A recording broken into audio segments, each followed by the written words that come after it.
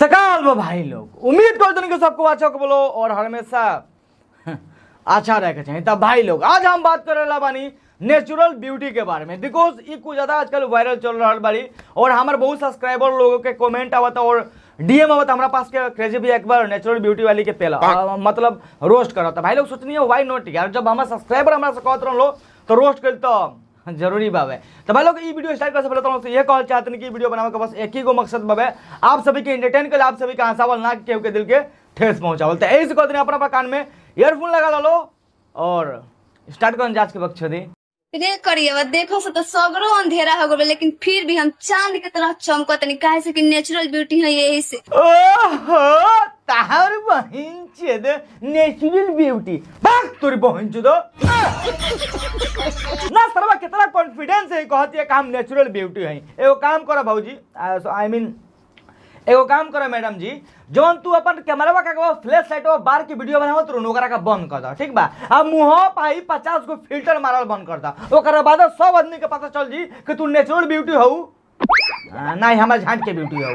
लेकिन हमरा जगह पर तहनी रहते सन वही भी भुला जेते सब भूत नियर करियो कहां तहनी इतना करियो बजलो सर हम तो नेचुरल ब्यूटी हो। हाँ मतलब भाई लोग की दुनिया में जितना भी करिया इंसान बावे उ सब लड़के वाला सन, सब मर्दे वाला सन। मेहरारू कहाँ करिया होली सन ना, मतलब मेहरारू करिया होकबे ना करेली सन। अरे करी बोहिन चोदो काहे हमार दिमागवा खराब करती अरे करियो कहां तहनी इतना करियो बजलो सर हम तो नेचुरल ब्यूटी हो। अब देखो नेचुरल ब्यूटी तरह से को हम बात कहल चाहते हैं जौन के 110% सत्य बाबे, ठीक बाबे, और सब ही मर्द कुल के पता हुई। तू कितनो आई मीन तार मुंह कितनो गो रखो, लेकिन निचला जौन तारे एटीएम बानू उ एकरे बहिन चो जरल कतरे ऐसन होई। एही से आदमी कहेला कबो काला और गोरा में फर्क ना देखे के चाहिए, बस इंसान दिल से अच्छा रहे के चाहिए। तो भाई लोग वीडियो में आगे बढ़ने से पहले तो हम लोग को बहुत फायदा वाली बात कहेला बानी, जैसे कि तो हम लोग का पता हुई एवरी का हमने के ओलंपिक बहुत अच्छा भी लगे और हमने के इंडियन प्लेयर बहुत अच्छा भी परफॉर्मेंस देख लेला हम लोग। तो भाई लोग हमने तो ओलंपिक नहीं खेल सकती जा, लेकिन हाँ तो हम लोग के घर बैठल गेम खेल के तो हम लोग को पैसा कमा सकते रहो 1x बेट पर। और भाई लोग जो 1x बेट बनू तो ना में बहुत सारा नया नया गेम तो हम लोग खेले के मिल जी, जो ना में तो हम लोग अपन पैसा लगा के पैसा बढ़ा सकते रहो। और भाई लोग के में बहुत सारा गेम तो हम लोग खेले के मिल जी, जैसे कि क्रॉस, एविएटर, स्लॉट और भी बहुत सारा गेम तो हम लोग के में खेले के मिली। और भाई लोग के में हमारे फेवरेट जो गेम बताओ ना क्रॉस, ठीक बा। तो चलो तो हम लोग एकरा में गेम करके दिखावत नहीं और विड्रॉ करे के ऑप्शन बा वो भी तो हम लोग बतावत नहीं। तेजु हम क्रॉस में जाते नहीं और जाले के बाद तेजु हम पैसा लगावत नहीं तो हम लोग देखियो लो और तो हम लोग कुछ मिनट में जीत के दिखा देम। ए मारते मारते देख लो भाई लोग जीत गनी। तो भाई लोग बहुत आसान बा 1x बेट में पैसा लगा के अपन पैसा जीतल। और भाई लोग एकरा में बहुत सारा ऑप्शन बा विड्रॉ का, ठीक बा। तो हम लोग IMPS कर सकत रहो, ओकरा बाद से तो हम लोग के वीजा सकत रहो। तो वेट काहे के करत रहो यार, हमर कमेंट पिन में तो हम लोग के एकर लिंक मिल जा को जो एकरा में रजिस्टर कर लो तो हम लोग का फर्स्ट टाइम हमर लिंक से अगर जाके एकरा में रजिस्टर करत रहो तो हम लोग का हमर प्रोमो कोड अगर ई वाला यूज करत रहो तो हम लोग का 1,69,000 का समथिंग तो हम लोग का बोनस मिल सकत आवे। तो भाई लोग देर मत करो, जा लो कमेंट सेक्शन में हमारे एकर लिंक बा, पिन कमेंट में जाके एकरा में गेम खेल लो 1x बेट में और पैसा कमा लो यार। अगर ट्रेन लेट हो जाला तो स्टेशन पर लड़की बैठ के इंतजार करेली सब, ठीक बा। अभी अगर ट्रेन लेट हो गई तो लफुआ सके देखे जितना करियावा रहेलन स, जितना लफुआ रहेलन स भर ट्रेन के स्टेशन घूम दिहन स, छानबीन कर दिहन स एकदम। काहे कहला सर एम करियावा काहे मुठ हमारे खातिर मतलब सुंदर लड़की जो है खातिर। अब भाई लोग तो लोग के बतावा लो, अगर तो हम लोग के एगो ट्रेन के कंफर्म सीट बाबे आई मीन रिजर्वेशन या एसी के टिकट ले ले बड़ा, ठीक बाबे। अगर तो हम लोग का 6 बजे ट्रेन बाबे शाम के, अगर तो हम लोग का 5 बजे चल गलो या 4 बजे 2 घंटा पहले चल गलो स्टेशन में, ठीक बाबे। तो हम लोग का कर बोलो मुठ तना मर बोलो नु मतलब कहीं ना कहीं घूमे जेबे कर बोलो, एक जगह बैठ बैठ के तो आदमी बोर हो जी। तब भौजी इहे लइका करल था, ठीक बाबे। छेदना जो हेला सन आ सुंदर लड़की के बात कहनी हो नोट यू तारा का ना कहनी हो, काहे तारा सुन काज लेकर बहुत कौन एकरा का वायरल कर देले बाबे नेचुरल ब्यूटी हमर झांट के ब्यूटी सारा बा नेचुरल ब्यूटी। तहनी के माई अगर 20 साल में जेंटल बनाई है नु जेंटल तो हम 20 मिनट में तहनी के मेंटल बना दे। और हम नु 1 मिनट में घोड़ी बना दे। अब तारा पता हो कि घोड़ी बनला के बाद आवाज कैसन काली करेला।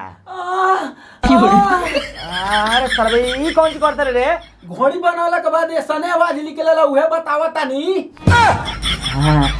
कैमरा में लेकिन भाई लोग बात सही कहला सा, ऐसन के आवाज निकली जगह हमारे कैमरा में निकलला सा, ओकरा बाद ना कहबू आई एम नेचुरल ब्यूटी। हट तरी बहन चेदा। हां नेचुरल ब्यूटी पता बा कौन आदा से करियावा। अरे करीब बहन चो देख रहा अदतिया देख के हमर झटिया लाल हो गई सारा बा नहीं बार बार काहे करिएवा कहती अरे तोरी बहन चो दो तुम्हें को विश्व सुंदरी बड़े कारे वर्ल्ड में हां सरवा हर एक बात में करियावा करियावा तारे पहुंचो तार नीचे का उजर बावे हां उहा कतरा हो करे पहुंचो तो जोरला मोबिल है सन का निहारत के बारे से बोलो सर नेचुरल ब्यूटी जिंदाबाद। ठीक बाबे नेचुरल ब्यूटी झांटबाद मतलब जिंदाबाद। और ही बोलो कौन सी कहल चाहता रू ओ नीचे कहले तने आथावा निहारत के बारे से बोलो सर। हाँ निहारल जा ना सरवा हमरा ई लेके बुझात कि एकरा में कौन जैसन का चीज बा के ओकरा काम के देख के निहारल जा। एकरा मुंह पर जवन 15 गो फिल्टर बतावन देखल जा ना निचला अलकतरावा देखल जा। देखा सर यहाँ आइलो का तंती नेचुरल हवे। अच्छा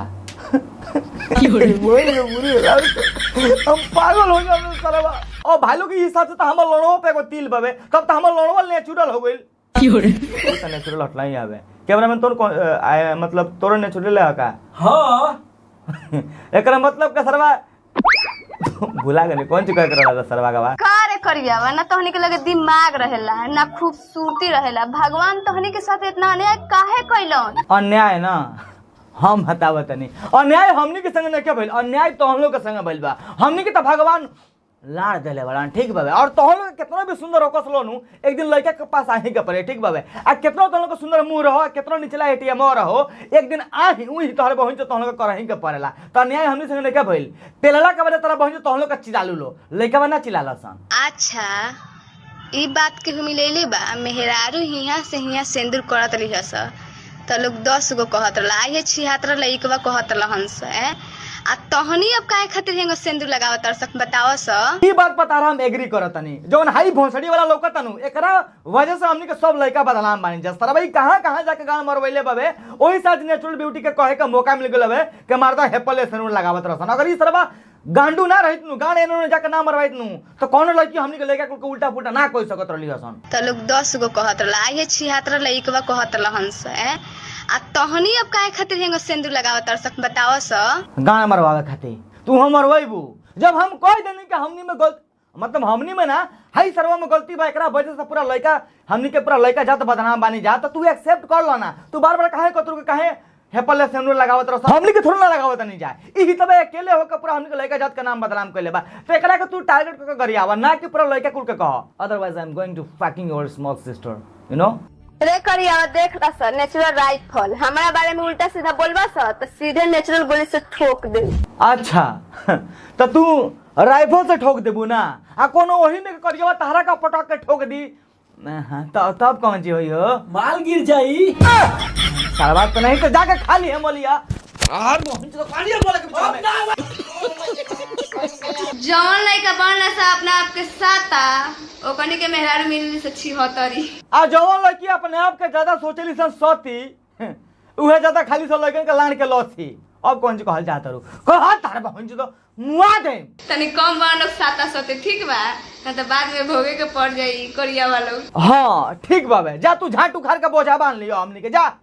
बिहार के लड़की सुंदर नार करियावा लॉलीपॉप हो खेली सर। अच्छा हमार तो सरवा पते ना रहल बे कि तू लॉलीपॉप जैसन का लागेलू एगो काम कर हमरे नीचे दूगो आलू चॉप लटकल बावे you want to eat baby अगर चाही तो बोल घरे पार्सल करवा देम लॉलीपॉप लागेली हम झाट ना लागेलू लॉलीपॉप हो खेली सर देख लो सर जैसे में हम नेचुरल ब्यूटी कसम से खा के कहते नहीं भाई लोग अगर ऐसा का लड़की हमला के फ्री में भी एक टिप दी नू मारे खातिर तब हम सब बना लेम काहे से काहे सुअर से थकल पे सुअर से अरे करी बहिन जोदो हाय सुअर से थकल पर 15 गो फिल्टर मारला के बाद अगर कोनो लड़की अपने आप के नेचुरल ब्यूटी कहती है तो सोच लो अगर ओकर ओरिजिनल वीडियो मिल जाओ ओरिजिनल फोटो मिल जाए तो तुमको समझ सकत लोग कितना नेचुरल होई और कितना ब्यूटी होई।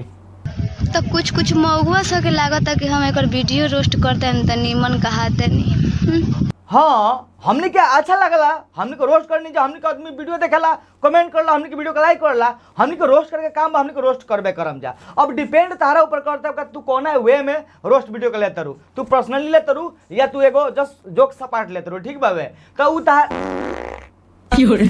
काहे पदले रे कैमरामैन सरवा गलती से निकल गई है लेवल के वीडियो बनावती एकरा गोरियावत तो हम नीमन बानी औरी करियवा ना कहबू जितना करियवा कहबू हमनी के लड़का सन के उतने पेलैबू ठीक बावे करिएवा मत कहो रोस्ट ना करल जी। ई तो हमारे first video roast natural beauty के ऊपर भाई लोग। अब तो हम लोग के कथन करा हमारे रोस्ट वीडियो कमेंट करके जरूर बताइए, ठीक है। और भाई लोग वीडियो देख को ज़्यादा अच्छा लगा तो सबको जाकर मुठ मार लिया, मतलब चैनल के सब्सक्राइब कर दिया, ठीक है।